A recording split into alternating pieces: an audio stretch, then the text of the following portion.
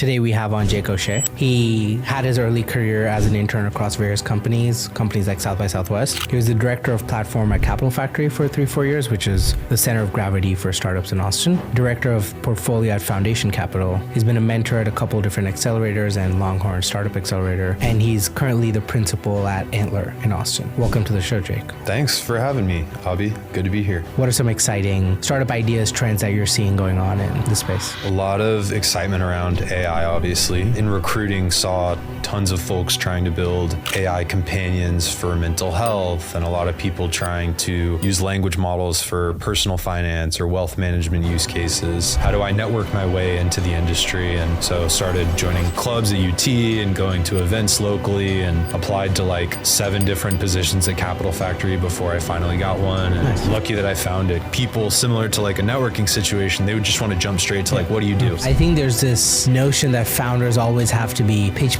elevator pitch. Here's my 5-minute pitch. Here's my 30-second pitch. I'm not saying don't do that. Don't give someone an elevator pitch at a urinal. Yes, it is difficult. I'm not saying it's not, but there's also a lot more that goes into when is the right time to pitch? How do I pitch? What's the right social setting? Are they in the mood for that? Maybe they're there to just have a drink and they don't want to hear a pitch at that point. Pitch, here's your pitch, go do this, make this deck, cold email. Like there's a lot of that, but no one talks about make sure they're in the right situation to absorb what you're going to. Welcome to Funds and Founders. This weekly show is tailored for Austin founders navigating the early stages of their entrepreneurial journey.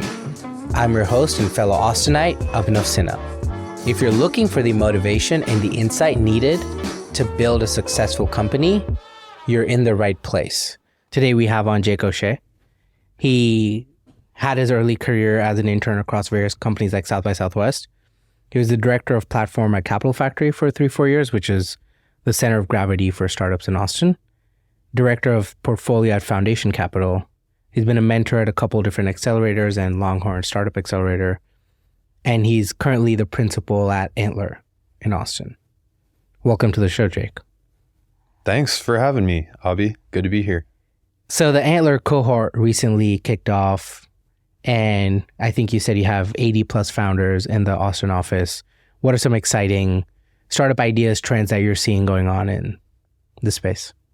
Yeah, a lot of excitement around AI, obviously. We were talking before this started, but AI can be kind of a buzzword, but realistically, it's just how people are building software nowadays. So lots of interesting ideas. In recruiting, saw tons of folks trying to build AI companions for mental health, and a lot of people trying to use language models for personal finance or wealth management use cases. In terms of the founders in the residency right now, it's super broad, actually. We don't really have density around any one area. We've got folks building, platforms for veterans to get discounts wherever they apply to military members, and folks attacking supply chain and making it more visible and helping companies build in a more kind of climate conscious or eco-friendly way. We've got companies helping procurement, industry. It's really all over. There's a lot of cool stuff. Is there a particular thesis that Antler is looking out for that, or maybe you're focusing on more, or is it the right idea with the right founder, or how do you guys think about that stuff? Yeah, no industry sector focus, totally agnostic, definitely more focused on the founder than anything. I'd say the cohort, the residency right now is 50% people that have been building in a space for a little while, usually have an MVP, some early customers, but haven't quite hit kind of venture exponential growth territory yet. The other 50%, maybe they have an idea of a space they want to build in, but they haven't actually started building it yet. So that's really exciting to see. They're coming in, and their goal for the next 8 weeks is basically talk to as many customers as possible, figure out what is it that they desire, what's the problem that you can solve for them, how can you create a value proposition that addresses that, and then at the end of all that, how do you package that and deliver that via a product. But at Antler, we really talk a lot about talking to your customer and focusing really on what they want and how you can create a value proposition to address that before you start writing code, building product, 100%. et cetera. Going off on that tangent, do you think there's ever too many customers you can talk to or too little? Do you think there's a good sweet spot to decide when the signal looks good for me to, oh, hey, that I found a problem or I found a solution? It's a good question. I think you just need conviction personally as the entrepreneur that I've talked to enough. I think oftentimes founders think that talking to like 20 customers is enough. It's probably closer to like 50. There's no kind of rules to it. The interesting thing is that for any given like space or industry that you want to build in, there's probably like a dozen potential customers, just anyone really that's a stakeholder. So then it becomes an interesting exercise of like, okay, well, which ones do you have the most likelihood of actually getting in front of and talking to? Which ones have desires that are fairly straightforward to solve where you could, create value there? So it's a lot of iterative, just talking to people and testing lots of different things and seeing where you both have the easiest time getting in front of these people, but also have the most likelihood of actually addressing something that they're looking for and creating value for them.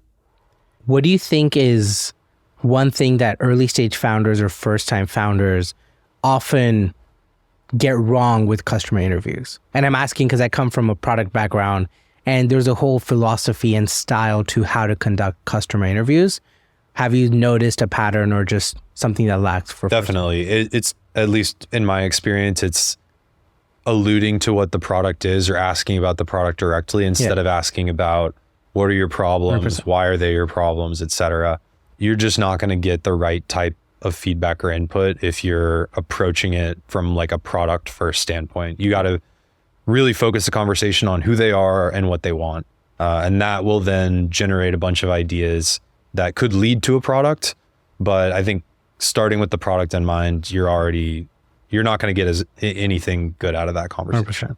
100%. Are there any tips or recommendations you have for anyone listening on a good resource or book or podcast to just study about how to conduct customer interviews? Anything that comes to mind? I'm sure there's a ton of great content out there. I think honestly, as long as you're asking the customer about what their problems are and try to dig into like the first principles, just keep asking why. Yeah. If you approach it with that framework, you're going to do the right things and you're going to get the right info. So no content specifically, but I think if you approach it that way, it's hard for it not to be valuable. 100%. I feel like every time I'm talking to someone who's wants an app built or is looking for product advice, they go with the notion of exactly like you said, I'm going to ask them if they like my solution. And you get a lot of false positive because if you put something in front of someone, they'll be like, oh yeah, that sounds cool.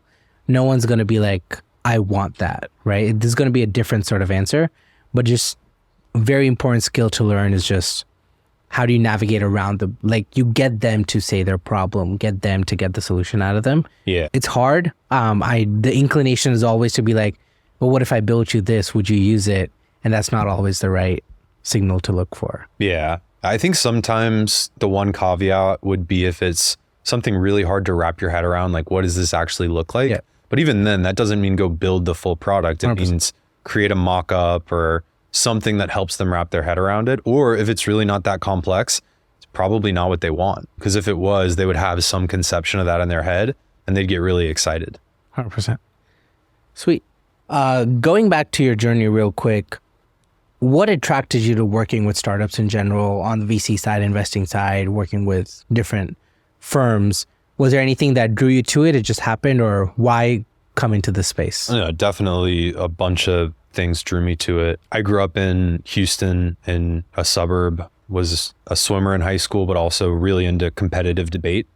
And competitive debate in high school is all about taking multiple sides of an argument, trying to convince people of your point of view.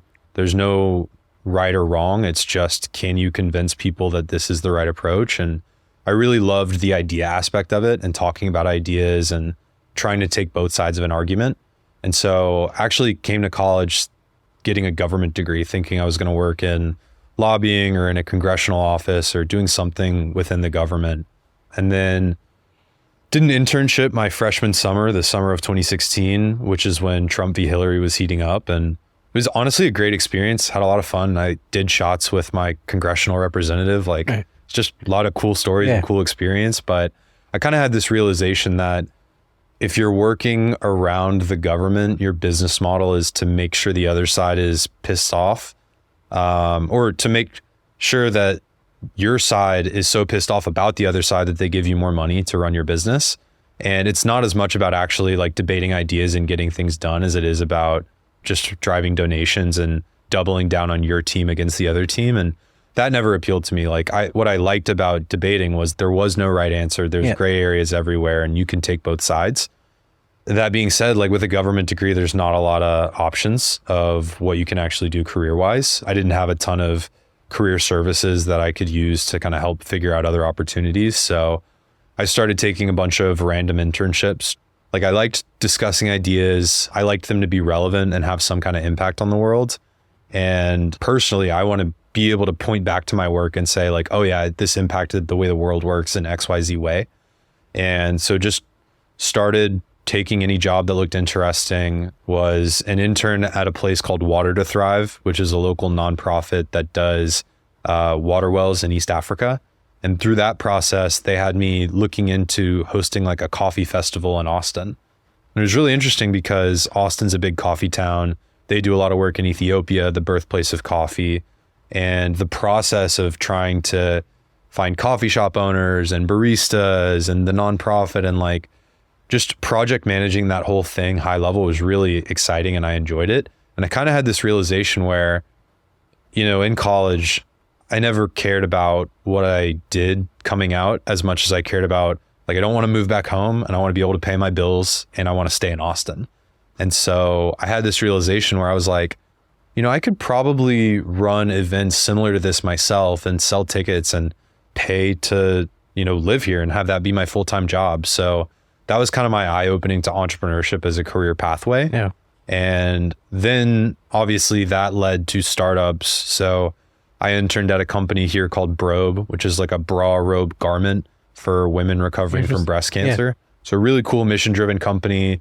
Really, it was a CEO and a COO, no one else. And I was kind of the everything intern. So did a bunch of interesting projects for them and just kind of fell in love with the startup atmosphere of, you know, there's not really clearly defined roles. You wear a lot of hats. There's not like a do 2 years in this role, then get this promotion and do 2 years there. It's very much like grow to your level of capability and kind of see where that leads you. So once I kind of discovered startups, I've always had entrepreneurship in kind of the back of my mind. So then my mission became, all right, how do I work with as many entrepreneurs as possible? And one, like that'll help me learn a lot about what it's like to actually build and run a company. Yeah. But two, that kind of scratches that itch of talking about ideas and taking both sides of arguments and also having an impact on the world. So once I had that kind of clarity of direction, then it just became, how do I network my way into the industry? And so started joining clubs at UT and going to events locally and applied to like 7 different positions at Capital Factory before I finally got one. And nice. Had a really great mentor and a guy named Nick Spiller that kind of trained me up, coached me up and put me in a position to grow and succeed. And yeah, really kind of lucky that I found it. Startups are everything that I've been looking for. So yeah, really just thankful that I discovered it.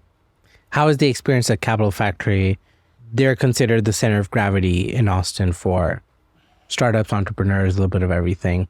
What does that look like working on the other side? Because I've been to a bunch of events there, but what is Capital Factory trying to do from the other side of fostering that community? It was really an incredible experience. I was there for 3 years, started off as an investor coordinator, became an associate on the IR team, managed the IR team, and then eventually was there, had a platform kind of managing all the value add services for companies that join their portfolio. So it was just a really great way to, one, learn about venture capital. Especially in my role, I was primarily helping their portfolio companies raise money from other VCs.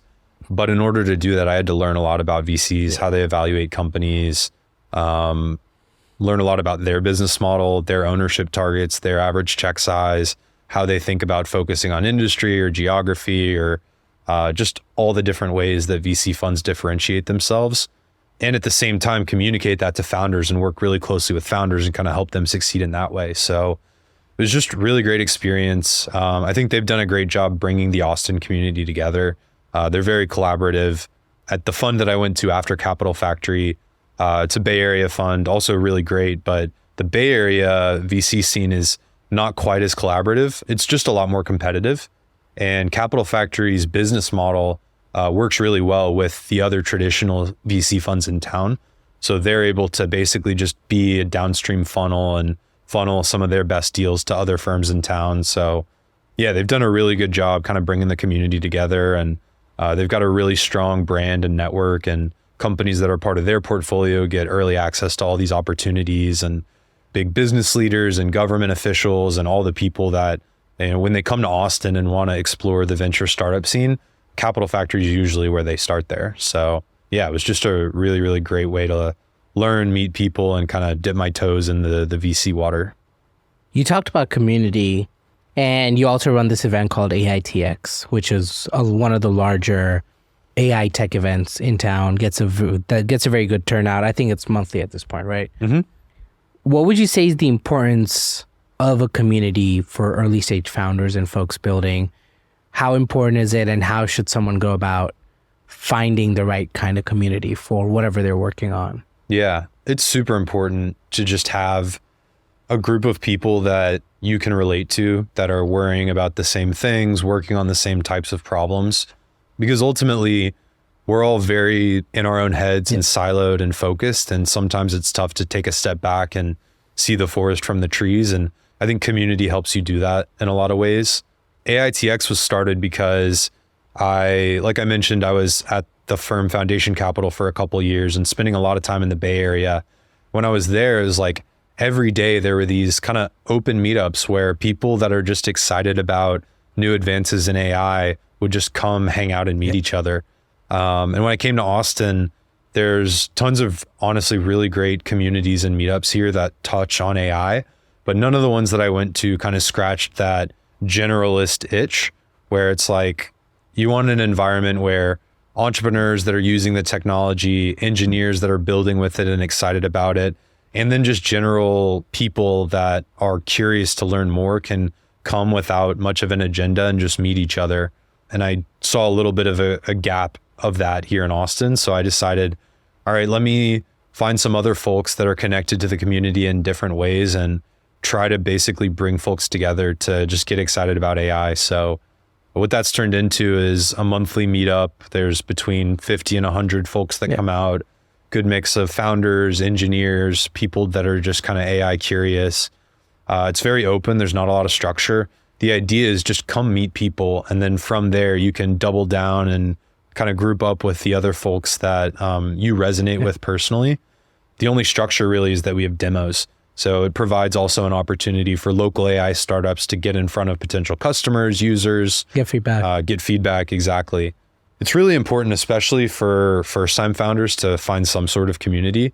What you're doing when you're building a startup is pretty unique, and it's really important to be around other people that are going through the same things and understand what you're going through.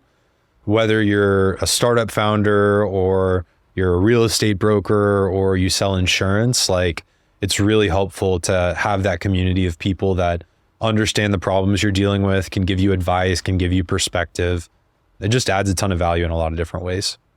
How should someone look for community? Because I know there's meetup, there's Capital Factory in Austin, but in general, any advice on how a first-time founder, early stage startups, how can they find that group that's sort of their group? I think it's events and networking. I never considered myself like a networker up until that was like a big part of my job. But what I realized is that if you just go to events and talk to people in a genuine way, you're networking. Yeah. Like ultimately networking is just meeting people that are relevant to your business, to your personal life. Like there's all different directions you can take it. I think a lot of people are scared, but there's tons of online resources to see what's happening in your town. Just go and be friendly and be open-minded. And I think the most important thing is don't be transactional. Yeah. Like go in with an open mind, increase your surface area for luck. That's something that has been floating around the internet for a really long time. Yeah. But I think especially when you're early in your career, sometimes like when I was at Capital Factory, people that I managed on my team, I would give them this advice. And sometimes college students or people earlier in their career will ask me for advice. And you really got to kind of get your reps in with the networking circuit, going to a bunch of events, meeting a bunch of people, because ultimately, especially when you're young, you don't have a ton of experience where you can add value in a lot of different ways. One of the primary ways you can be valuable to other people is by connecting them with others that maybe do have more experience or can help in a very specific way. Yeah. And really the only way to build that network and be able to tap in that value is to go out and meet a lot of people in a very open way where it's like, I don't care if there's nothing that we can do to work together for 2 years. It was great meeting you. I enjoyed talking, and maybe something comes up down the road and now you've got a way to reach out to that person and be valuable to them and to someone else that you're connecting with them. 100%. I've made my rounds around town in terms of probably been to every kind of event you can think of. What's worked for me personally is I will never say what I do, why I'm here. I'm always inquisitive about what you're working on, why this space, why this idea, why did you come out here, or do you need help with something particular? And I feel like folks tend to resonate. And I think human tendency is just natural to want to talk about what you're working on, some success you had. It's easy, right? Yeah. It's an easy, so what do you do? And that leads to, oh, tell me about that. It's kind of an easy cop-out way to get to know somebody. 100%. But I experienced this a bunch when recruiting for Antler's cohorts. Yeah. I think when founders talk to most VCs, they care about like the product and the traction, like the go-to-market strategy. And so when you're pitching a VC, you kind of want to just jump in and talk about the business. What's the market? What's the opportunity? What's your product, et cetera. But I mean, what we're evaluating at Antler is really like, tell me about you, right? 100%. Why are you doing this objectively really difficult, not fun thing of building a company? How did you grow up? What are like experiences that shape the way you see the world or the way that you approach your life or your career? That's all a lot more important at the stage that we're investing in. But I think people similar to like a networking situation, they would just want to jump straight to like, what do you do? 100%. What are you building, right? What's the product? What's traction? What's growth look like? But it's important to first connect with people on a human level, and 100%. then you can layer in the other stuff. I think there's this notion that founders always have to pitch, elevator pitch. Here's my 5-minute pitch. Here's my 30-second pitch. At South by, there was a VC event. And so a friend of mine was telling me that he was in the bathroom and there was a VC there, and a founder came and started trying to pitch the Jesus. guy. And it's just notion of like, okay, I'm not saying don't do that. Don't give someone an elevator pitch at a urinal. Yes. And it's context, right? It's social context, is understanding, and you understand the founder's dilemma, someone who's trying to raise. It is difficult. I'm not saying it's not, but there's also a lot more that goes into when is the right time to pitch? How do I pitch? What's the right social setting? Are they in the mood for that? Maybe they're there to just have a drink and they don't want to hear a pitch at that point, right? Yeah. Like, I think that's not talked about enough. It's just pitch, here's your pitch, go do this, make this deck, cold email. Like, there's a lot of that, but no one talks about make sure they're in the right situation to absorb what you're going to. Yeah. I think what a lot of people miss is that you're asking someone for money. Yeah. They're not just going to give you millions of dollars or hundreds of thousands of dollars or like $10. Yeah. Off of just meeting you. Unless you've built and sold a massive company before, no one's rushing to write you a check. Like, I coach founders through like this 3-phase process that I learned while I was at Capital Factory, where step 1 is just preparation, right? That's having a pitch deck, understanding your fundraising narrative, what's your strategy, how much are you raising? Very, very important. The difference between I'm raising 500K and I'm raising 2 million, just totally different everything. So having clear answers on all that is phase 1. Phase 2 is what most founders skip.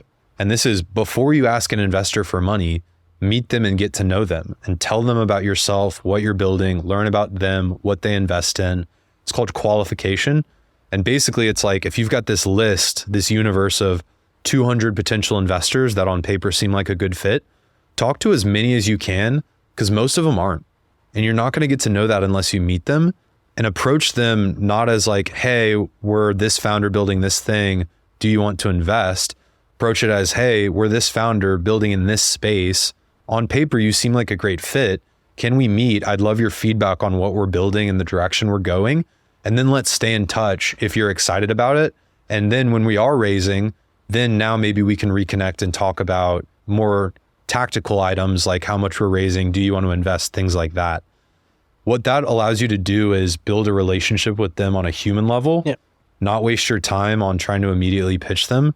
And then you get to phase 3, which is execution. Now you've got relationships with 20 to 30 investors and who are engaged and who have met you prior and have been watching you execute because you've been giving them updates, sending them investor updates. Exactly. And now when you're circling back around and you say, hey, we're fundraising, can we talk? They know you, they already know what you're working on. They already have a sense of whether or not this is exciting. And so you can kind of cut straight to the chase and be like, hey, let's talk about fundraising. Like the example I like to use is, let's say you're at home and someone knocks on your door and is like, hey, I'm cleaning people's roofs. It costs $1,000. Like, do you want to pay me $1,000 to clean your roof? Really terrible example, but wait till it gets to the end. It's illustrative of the point, right? Yeah. You're probably going to be like, no, I'm not interested. You're not in the market for roof cleaning right now. Whereas now let's say someone knocks on your door and says, hey, just want to introduce myself. My name's Jake. I'm starting a roof cleaning business. I'm working with some of your neighbors. So if you're ever in the market and want your roof cleaned, like reach out to me. I'd be happy to chat with you. And then over the course of the next 2 to 3 months, you see them over the weekend, like up on your neighbor's roof, cleaning them off, doing exactly what they said they were going to do. And now 3 months down the road, there's a big storm or whatever, you need your roof cleaned. Now, when this person knocks on your door, they're like, hey, I was just checking, know there was a big storm. Do you want your roof cleaned? Now you're like, yeah, actually I do, because you trust them, you know them, you've watched them execute. It's the same thing with asking investors for money. Like investors at the end of the day are underwriting 3 types of risk. It's market risk. Is this market big enough to support a venture scale business? And will people buy this product? The way that you underwrite that type of risk is you look for customer traction and you talk to potential customers to gauge that. And then you can do your own analyses of the market size, whatever.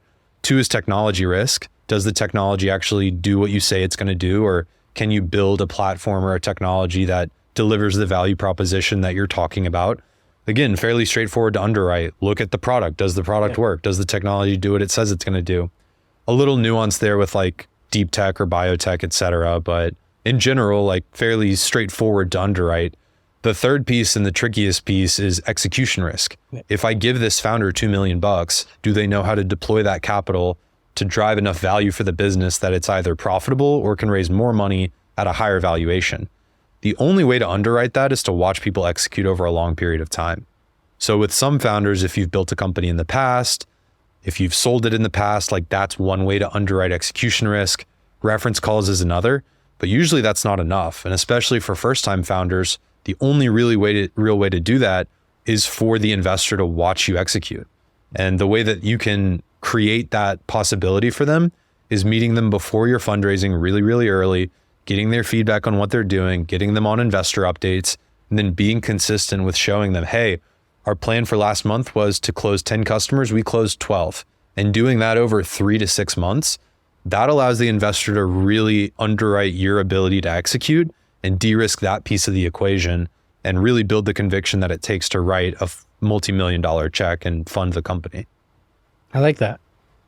In terms of the 3 categories, just quick tangent, you said market risk, founder risk, and technology risk, and execution risk, which kind of could be classified as founder risk, but within the founder, what they're really underwriting is, if I give them this money, do they know how to use it to create more value for the company? So just breaking those down. So execution, founder risk, you can prove credibility, you can show execution power, you can sort of de-risk that a little bit. How should founders think about market risk and technology risk? Are there ways to de-risk and increase your chances? Or like, for example, market risk, when you say that, for me, it's sort of not in the founder's control as much. There's a lot that can happen. There's bigger economic factors that take into account. A little bit. I think what you're really asking is like, how does a founder communicate that this area is de-risked to an investor, which is really important. The biggest way to do it is to calculate your market size using a bottoms-up methodology versus top-down. Your market size is not, oh, well, the procurement market is this big, and if we capture this much, then like that's the addressable market size. No, it's how many potential customers do you have, and how much revenue on average will those customers give you? If you multiply those 2 numbers together, that's a bottoms-up way to understand in terms of annual revenue potential, which is how public companies are valued as a multiple of their annual revenue, what the market size is, right? Knowing that you're not going to capture 100%, but if you capture 10%, is that still a significant amount of revenue? Is that still enough to be interesting? If it's not, what are other adjacent markets that you're going to be able to enter so that it is big enough? So that's one, is just size the market correctly, bottoms up. And by the way, if you're a founder that wants to build a venture-backed company, you should do this before you start the company as well, so you don't waste your own time. The second piece is just customer attraction, right? Prove that you can get in front of your customer in a scalable, repeatable way, and that they'll buy your product at whatever price point you're selling it at. You don't need the scalability and repeatability if you're at the seed stage or pre-seed stage, but that's your goal. Your goal to get to like Series A, which is when the company is really up and running, doing more than $1 million in revenue, that's when I think you have a real significant business. Series A ready means that you've got a scalable, repeatable sales motion where, you know, if I put $10 into this methodology, it produces at least 11 out the other end. Or if you're going for scale immediately, which is kind of like the traditional way things have been done over the last 5 years, like how much incremental revenue does every $10 of input get you in terms of output? And where does that put you? So like, that's how you communicate de-risking the market side of things. And ultimately the investors are going to do their own analysis. They're going to talk to their own potential customers. But from the founder perspective, it's size it correctly, bottoms up, and show customer traction. Even if it's as little as you have one customer, like try to underwrite your ability to reach that customer and try to explain how many of those customers there are, right? There's 1,000 companies that match the same criteria of this, our first design partner, our first pilot customer. I like it. And how should founders think about technology risk? Technology risk, with a lot of SaaS companies, there's not a ton of that, right? It's fairly straightforward what you're doing. It's really just like building a product that works. To clarify, is technology risk the risk of not building scalable technology, or is it building some sort of technology that doesn't work, fails, or? It's a little bit of both. Okay. Good question. One part of technology risk is like, does this work? Can't remember the name of the company, but there was some company that was using AI for accounting, right? Fully automated accounting, bookkeeping, etc. Came out that it was actually just a lot of humans on the back end. There was no tech there. And the company crashed and burned because there's no differentiation there. They're just a bookkeeping shop. So that's one kind of technology risk. And they had basically sold to investors that like, hey, we're building towards this technology that can do this fully automated. Just didn't work out. The second type of technology risk is kind of what you're describing, which is like, is it scalable enough, et cetera. It's hard to like communicate that. I think that seed investors, you want to just be able to have a sophisticated conversation about how this is going to work at scale. But a lot of those problems are solved already. So I think that's less of something that investors are worried about from a tech risk standpoint. You know, unless you're an engineer by training, you're going to talk to other engineers or CTOs in your portfolio or people that understand the risk of, you know, like, oh, after a certain point, like this technology is no longer scalable. There's a component of it about unit economics, but again, like at the stage that I'm focused on, that's a problem that you figure out down the road, right? You can try to understand up front, like if I get to scale, will I have some sort of leverage with unit economics? Exactly. I mean, you've got to be profitable at a certain point, but when I'm personally looking at underwriting tech risk, I'm not as worried about that. Okay. Would you say there's a certain weightage? Are these all equally weighted? Execution is most important. Execution and market. They're all important. They're kind of all equally weighted, but in terms of how the investor thinks about it, again, it's very straightforward to underwrite the first two types, market and 100%. Tech risk. Execution risk is the most complicated. And that's where investors have to build their conviction. And that's where investors mostly spend most of their time. Makes sense. Is building conviction in the founders. The reason I ask is I know a couple of guys who are working on startups, but they're running into a founder fit issue where maybe they come from a services background or a real estate background or something non-tech, and they're building B2B SaaS or B2C customer or whatever. And good idea, great product market, everything works. Investors think they're not the right person to do this because execution risk. Ultimately, any good idea is going to have a bunch of people building to try to address it. And the question of like, why you is very important. Yeah. Why are you going to succeed and all these other people are not? Or What's your unique insight to this area? So I think they just need to get really, really clear on that argument. Why them? And if that argument is just we're going to outwork the competitors, then it's just a matter of getting investors to believe you. Yeah. And that then goes into execution risk. Yeah. The only way you can prove that is by proving it over time, right? 100%. And just keeping people in the loop as you're validating that. I like it. Hey there, Austin pet parents. Are you tired of scrambling for a reliable pet sitter every time you're away? Or maybe you're a pet lover looking to lend a helping hand to your neighbor's need. Well, listen up, because I've got something exciting to share with you. Introducing Neighbor's Pet, the innovative dog boarding platform that's changing the game for pet care. Here's how it works. Neighbor's Pet operates on a credit system. When you host someone's furry friend, you earn credits that you can use to have your own pet taken care of when you're away. It's a win-win for everyone involved. Plus, Neighbor's Pet isn't just a service, it's a community. You'll connect with other pet parents in your area, building trust and forming bonds with fellow animal lovers who understand the importance of reliable pet care. So whether you're planning a weekend getaway or simply need a helping hand with your four-legged friend, Neighbor's Pet has you covered. Sign up today and join the growing community of pet parents who are leaning on each other for peace of mind and the love their pets deserve. Visit neighborspet.com to learn more and get 2 free credits when you sign up. Free credits means free nights of boarding because as busy pet parents, it's your turn to be off leash. Sign up for Neighbor's Pet today. I saw a LinkedIn post where you wrote about the startup ecosystem and the flywheel that needs to be created. And you talked about every startup ecosystem flywheel will need investors willing to invest really early, pre-product market fit. What are some qualities that you look for in an ideal founder before investing? And then what is the difference, or maybe, I don't know if you want to speak to this enough, but what is the difference when investing pre-product market fit versus post-product market fit? Yeah, good question. I'll address the second one first of the difference because it's a pretty straightforward. If you're investing post-product market fit, the way that I define product market fit is you've got a scalable, repeatable sales process. And so if you're investing post-product market fit, you're really investing in pouring fuel on that fire and scaling it, and then entering any adjacent opportunities that come up to build a really big business. Pre-product market fit, what you're betting on is the ability to find that scalable, repeatable process. And when you're pre-product market fit, the actual product matters a lot less than the space that they're playing in, right? Because within any given space, there's a bunch of different customers.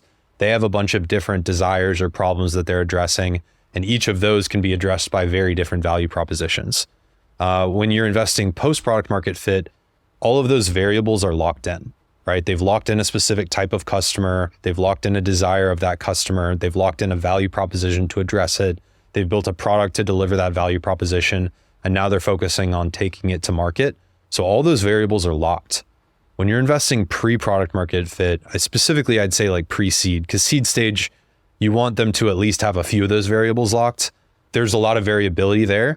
And what you're really investing in is their ability to figure out those things, to go through that iterative process of talking to different customers, figuring out what they want, figuring out how you can deliver it to them until you align on a set of those variables that can help you reach escape velocity and build a really huge company. So that's to answer like the second part of your question. The first part of your question of like, how do you evaluate founders?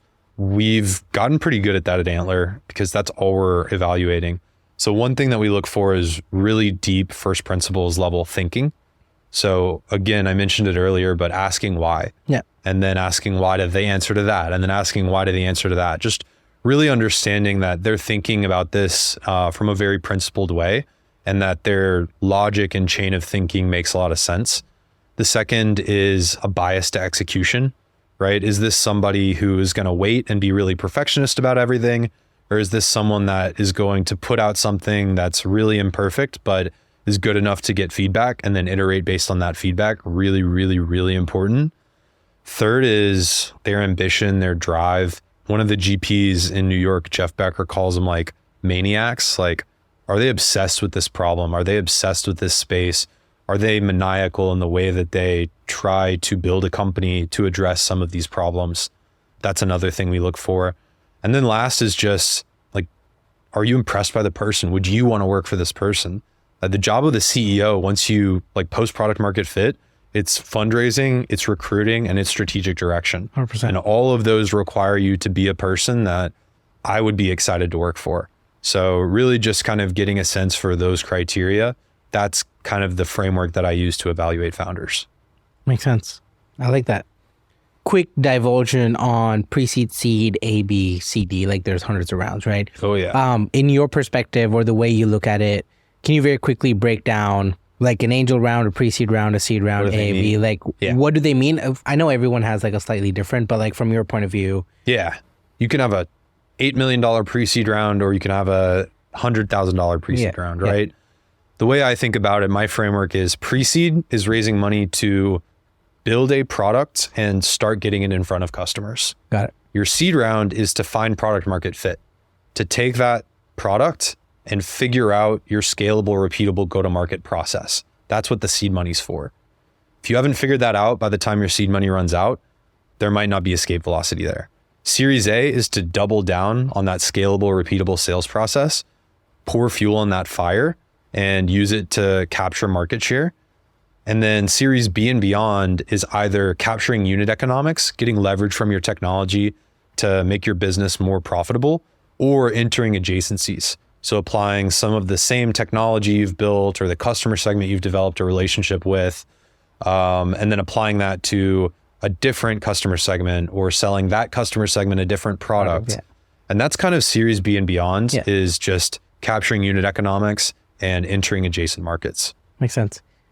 Is there ever a point where there's companies in seed A, B that have lost product market fit along the way, or at a point where it worked and then something happened where it's not working anymore? Like, does that happen? Or that's a good question. I don't know who did this quote, but they said like product market fit is a liquid, not a solid. Yeah. I think it was someone from Foundation Capital.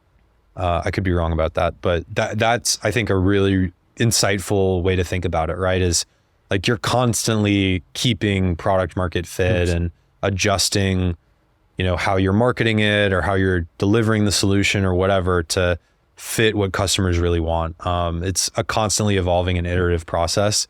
I think what ended up happening during a lot of like the craziness within COVID and the venture and funding market is companies that hadn't found product market fit started being able to raise like Series A and growth rounds. And that's causing a lot of the downturn that you're seeing today, where these companies never quite found product market fit and still weren't able to because they're raising capital to scale. And if you're scaling something that doesn't have product market fit from the get-go, it becomes really hard to kind of be fluid and tweak things to find it. It's a really good question. Like, I think it does probably evolve and change over time, but it's always going to look kind of similar to what you find initially, I think. I think episode 2, I had a founder on Lakon, sold Nigeria's largest job board, building his 3rd or 4th company now. I asked him what PMF for him meant. Really unique take that I hadn't heard till then was if your customer renews their annual subscription or like keeps using you the 2nd, 3rd time around, that's when you know you have good product market fit, because the first time you get them on a call, you convince them to sign a contract, an annual contract. That's like purely sales at that point. But their choice to renew is when you know you've at least got something that they want. It's not 100%. At Antler, Tyler Norwood, he's the managing partner of Antler US. He talks about there's a difference between a value proposition to a customer and a product to a customer. Yeah. A value proposition is just delivering what they want, right? And you can validate value propositions, or that you have the right value proposition, with things like a wait list or signups, right? Or when you talk about this value prop, do customers' eyes light up, right? That's different than the product. How you measure the product is the way that you deliver the value proposition. And that's when you start measuring things like retention, renewals, et cetera. Yeah. You can have the right value proposition With the wrong product. With the wrong product, exactly. And so, yeah, I think finding the right products and measuring those things of like retention, engagement, et cetera, that shows that not only do you have the right value proposition, but you're delivering it in the right way where it has some semblance of product market fit. I like that. This is a random sidebar. But I was just thinking about when you're working in an accelerator, you're working with a bunch of other startups, there's always a notion for startups to be like, oh, let me use your tool and like support you. Oh, let me use your tool and support you. What's your take on, like, I'm not saying startups shouldn't leverage other startups, but from the point of view of how do I make sure that I'm succeeding in what I'm building, would you suggest you use a friend's company who's solving the problem or go to like a known solution? And then let me think about it let me talk about it from kind of the other angle, which is like you're a startup and you want early users. Yeah. And oftentimes other batch mates or cohort mates could be early users.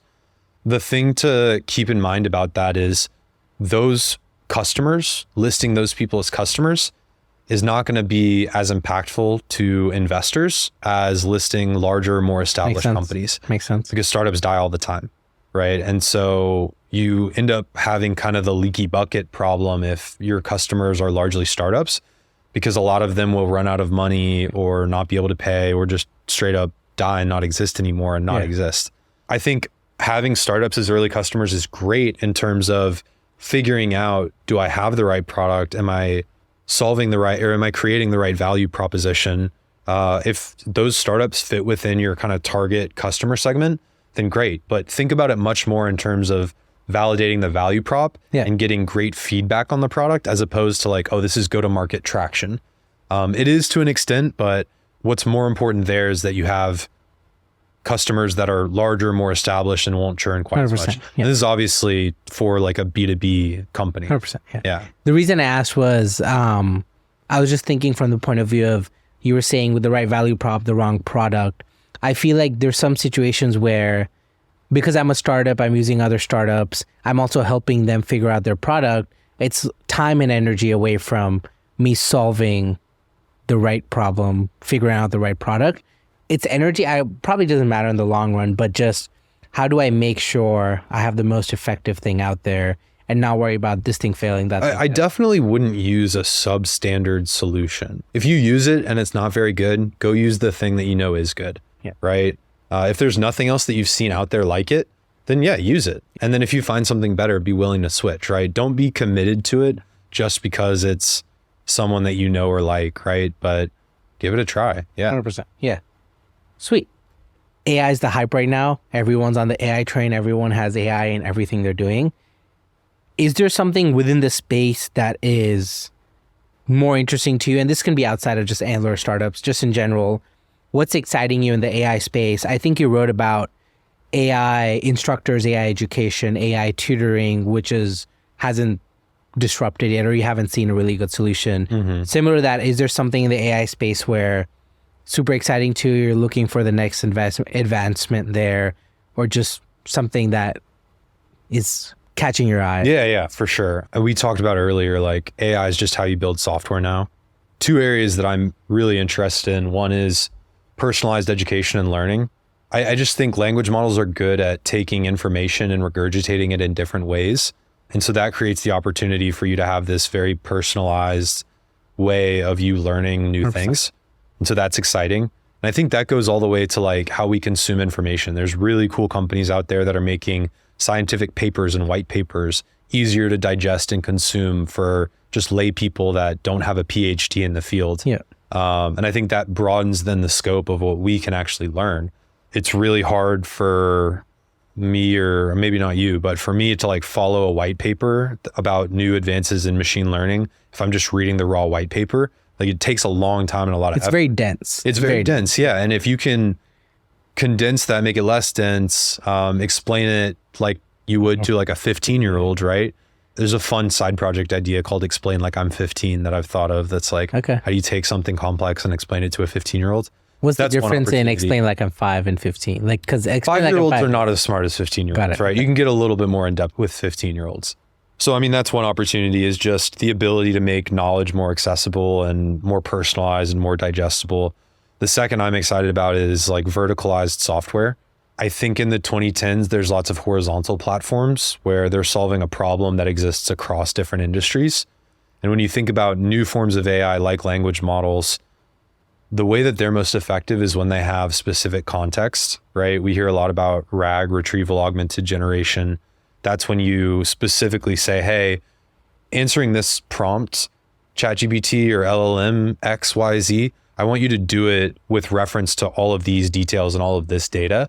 And that's how you get much more complex and relevant output. And that sort of architecture system really lends itself to, if you have proprietary data pipelines for a specific industry or use case, then you can start to create a data flywheel where your output gets fine-tuned and then fed back into the model, which provides better output, which then gets fine-tuned, which feeds back into the model, and so on and so forth.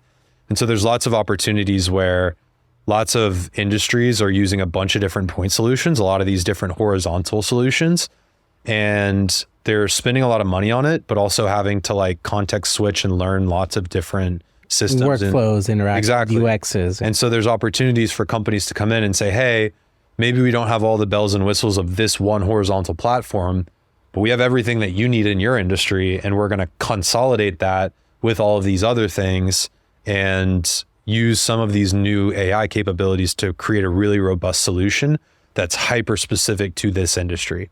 So that's another area where I'm super excited. There's a company in town called Novel in Antler's residency. They're building this for, the specific niche within engineering, right? There's lots of opportunities that are really interesting there. And then I think related to that too, we've all kind of experienced this problem with having to learn new software tools and UIs. I think a big thing that people hate about Salesforce and even HubSpot to an extent is like, there's literally an industry of people that just learned how to use this software so that they can build all the capabilities that it has out for your business. It's super complex. And when I think about, what is a UI, right? It's basically a way for us to communicate what we want to a computer in a way that the computer understands, right? I know that if I click this button to filter down my CRM by people that are experts at marketing, that now it knows, okay, let me find all the marketing experts. But ultimately, we're just taking what we want and communicating it with the computer. Yeah. And I think like natural language and LLMs present really like a total shift in the way that we can communicate with computers. Where now the idea of a chat UX, right? Like the idea. Sort of, yeah. Just like a natural language, like a headless application. Yeah. Like imagine a CRM where I could say, hey, show me all the marketing experts in my network. And rather than clicking a button to filter down by this criteria and find marketing, it just knows exactly what you want and it does that for you and just presents you the information. Yeah. I'm really excited about voice applications, headless applications, people using like text or voice as the new UI. There's a really cool company called Peas Money, which is focused on joint money management. So with your roommates, with your romantic partners, with your family, just creating a way that you can interact with these people. And they've got a really great web app with all kind of the bells and whistles, but oftentimes like what you want to do is you want to just be able to talk to someone. And so they've created an entirely text message based interface where you don't even have to download an application to get the value from it. And I think you can apply that across a lot of different use cases. And I'm really excited about companies that are rethinking the way that we engage with software through like these types of headless applications. I'm also super interested in what are the infrastructure pieces that need to get built to enable those types of software solutions. So like, I mean, I can see a world where 5 years from now, we're primarily just like talking to computers to get things done. And there's a lot less clicking and a lot less filtering and a lot more just describing what we want. And the computer is able to understand that and get it done for us. So that's, I think, the third like pie in the sky, less specific, but just where I think the world is going that I'm excited about. I think I saw a demo on a podcast probably a year and a half ago, where there was someone at Chaba was like, add this lead to Salesforce list XYZ. And it logs into Salesforce, it goes and finds the list and like does everything on its own, adds the list, adds the context. I don't know where that is right now, if they've built it more or not, but just that idea of go do X or tell me where X is. And it's funny you mentioned HubSpot. I'm talking to a HubSpot consultant because I want to set up a personal CRM. And I'm just like, is this the right solution for me? Is it not? Should I just do an Excel sheet? No. Let's talk about that because I've helped a bunch of people set up personal CRMs. And it's like Airtable and automations. And I've got some templates that can sweet. help That would with be great. You talk and meet a lot of startups and you talk to a lot of founders. You've been in this space for a while. One thing that you've seen first time or early stage founders get wrong quite often, and then one thing that they should focus on more that people just tend to ignore? I mean, one common problem, and we've talked about it a lot already, is like jumping straight to product. I think that's a big problem because then you're essentially trying to work backwards from the product to figure out, okay, what problem is this product solving and who has that problem that I can sell it to? Yep. And it makes a lot more sense to work forward in an iterative way to develop the product versus starting with the product and working backwards. 100%. And then you also get tied to whatever you've built. Exactly. And you don't allow yourself to like break out of that, right? Yeah, 100% sunk cost fallacy. That's what it is. I mean, there's an emotional piece of it as well, but I mean, this is your baby. The question though is like, even if it's your baby, do you want to spend another 2 to 3 years spinning your wheels and not really getting anywhere? Or do you know when to cut your losses and find something else? So now 3 years from now, you can actually really be up and running. So yeah, that's definitely a problem I see founders make. The second is what I talked about with fundraising, just like going straight to pitching and asking for money before like actually getting to know the investor and letting them get to know you. The third is just not understanding venture capital. The business is really hard, right? If you've got like the math, the back of the napkin math, whatever the size of the fund is, they need to return 3 times that. Yeah. Different funds have different ownership targets, but you can assume like just a general heuristic, most seed funds are targeting to have close to 10% at the time of exit. So that exit value, which is 3 times the fund size at a minimum, you then need to have exit value of 10 times that because they only own 10%, right? And so those numbers become massive really quickly, right? If you've got $500 million fund, that means you need $1.5 billion of returns to LPs at a minimum, which means you need $15 billion of exit value in order to get like 10% of that. Exactly. It's a good fund, but it's not a great fund. Like usually you're targeting like 4 to 5x overall returns. And so the numbers are just massive. And if you're in a business where the whole market size is like $1 billion or $2 billion, it's probably not big enough because you're not going to capture 100% of it. And even if you do, this is the crazy thing. If you've got a fund that size, if you exit for $1 billion and they own 10% of your company, that's $100 million, right? And let's say they invest 5 million up front, right? That's a 20x return. That's really good, right? Depends on the fund size, right? Because if it's $100 million out of 1.5 billion total, that's less than 10% of what they totally need, right? They need companies exiting. They need multiple exiting for 5 billion or more to return that fund. And really what the model is building in is one company is going to be worth close to 15 billion. And that's going to allow kind of the economics to work out for everyone involved.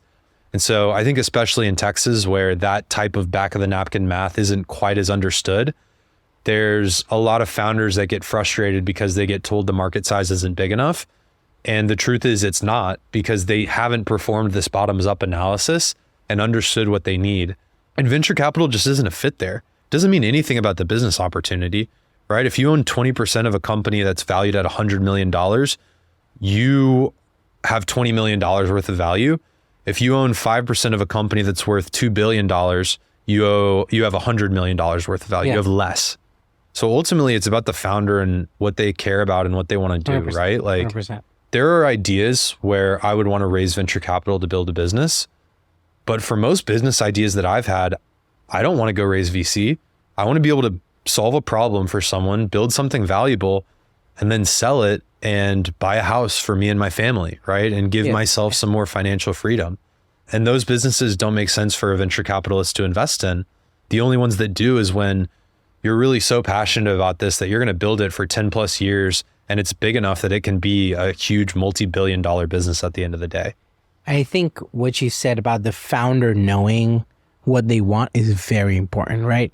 If you want a payday, work towards structuring it so you know you're going to make something out of it, right? Mm-hmm.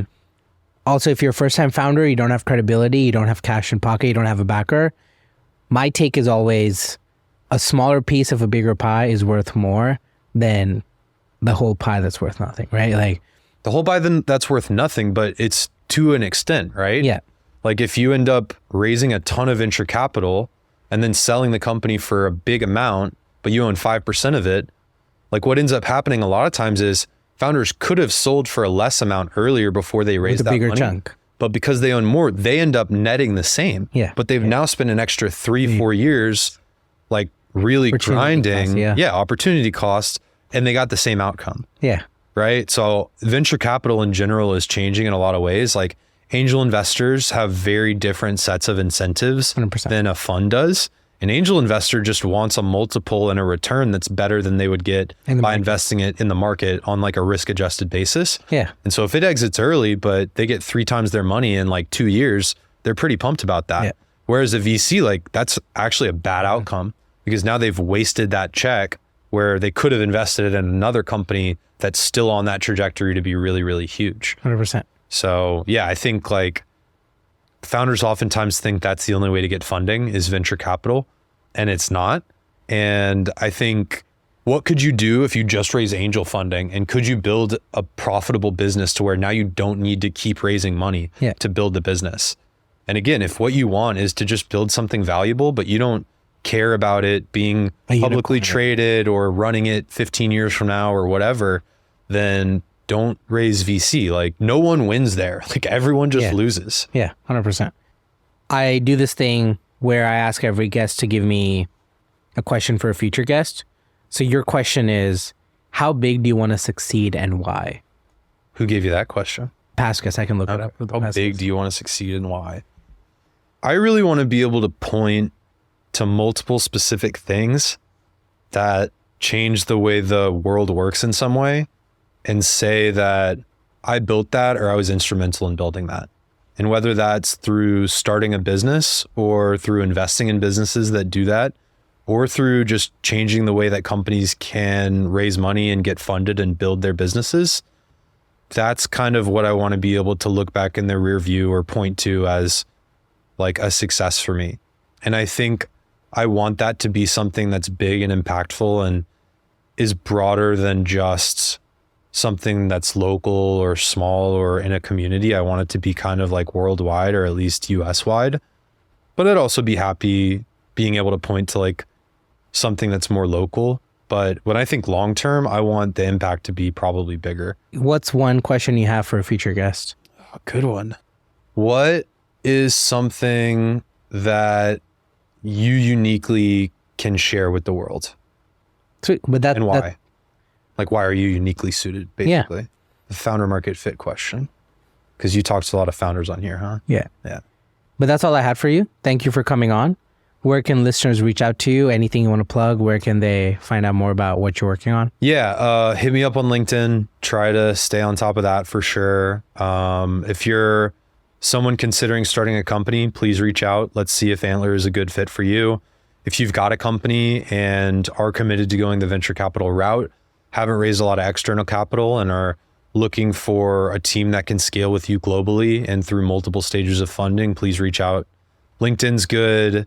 If you're in Austin, come out to one of the AITX community meetups. We'll link all that in the description. Please do. We just launched a San Antonio chapter. I saw that. We've got a chapter in Round Rock. So really just trying to provide a forum for people interested in building with AI to meet each other. But yeah, I think those are the main things. JakeO'Shea.com is my foray into like coding and teaching myself website building. Nice. So I list all the little side projects that I work on there, and I link back to like, I'll link to this podcast, other podcasts I've been on. Yeah, hit me up. LinkedIn's probably the best if you want to get in touch with me. Sweet. Well, thank you for coming on. Thanks, man. Appreciate you, man. Yeah. Thanks for tuning into Funds and Founders. If you're a local Austin founder, a venture capitalist, or just someone who's building and in the middle of their journey and would like to be featured on an upcoming episode, submit your guest pitch to abhinavsinha.podcast@gmail.com.